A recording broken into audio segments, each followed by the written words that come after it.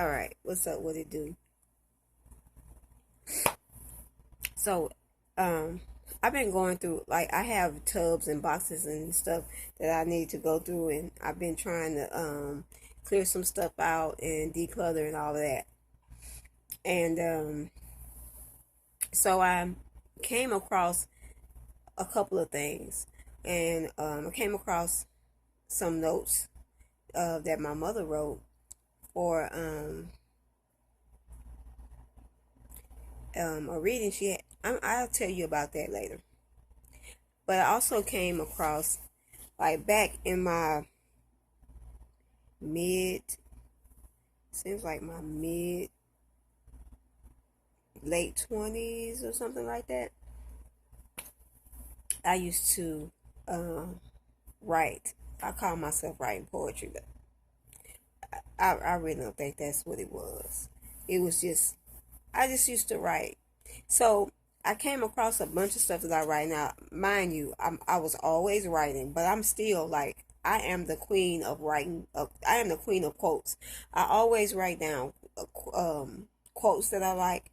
I always write down sayings.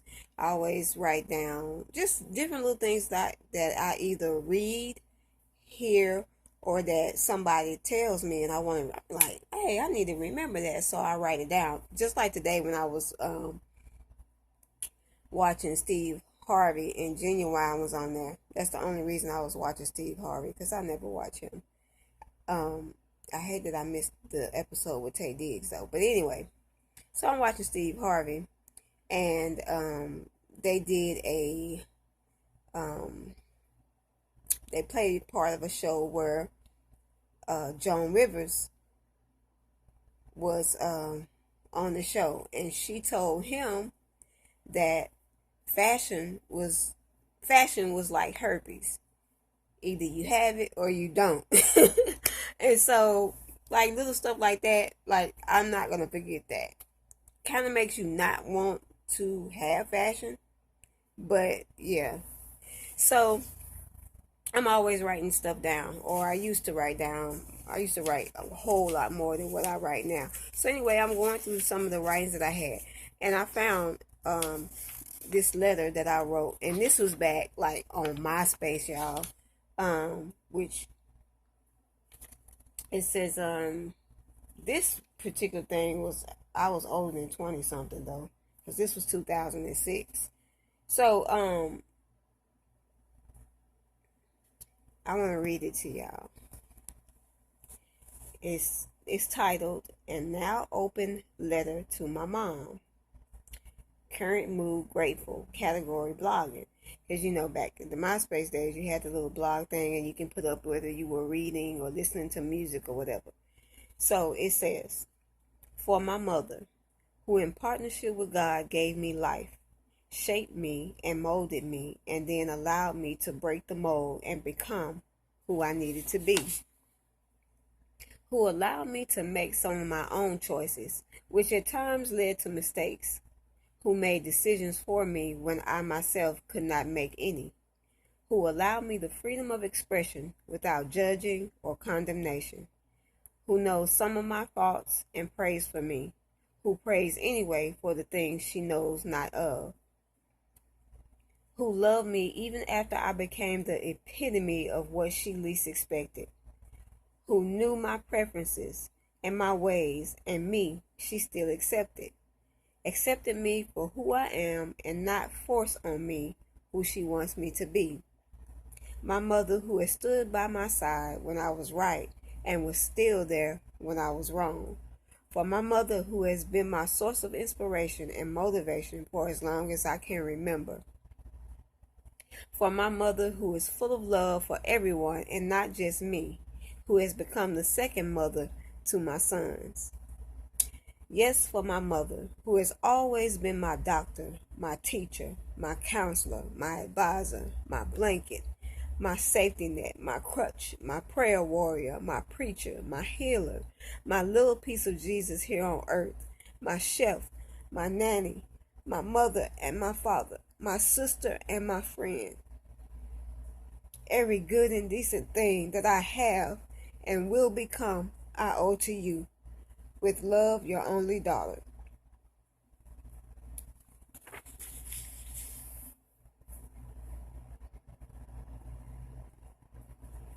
And you know what? I believe I believe my mama probably read that because it was an open letter to her, and I think she at one time she might have been on MySpace too. But if she didn't, I just read it to her. So, but I'm sure that she knows that. But all of those things, like, yeah, yeah, that's my mama.